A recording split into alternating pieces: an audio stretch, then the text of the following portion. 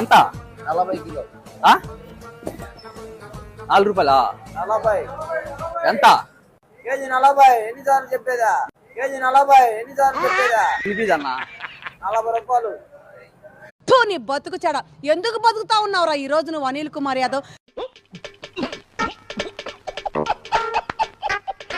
ఏం పీకావు నువ్వు నీటి పారుదల శాఖ మంత్రిగా ఉన్నావు. పోలవరం ప్రాజెక్ట్ చేస్తానని నువ్వు అసెంబ్లీలో తొడగొట్టి నాకు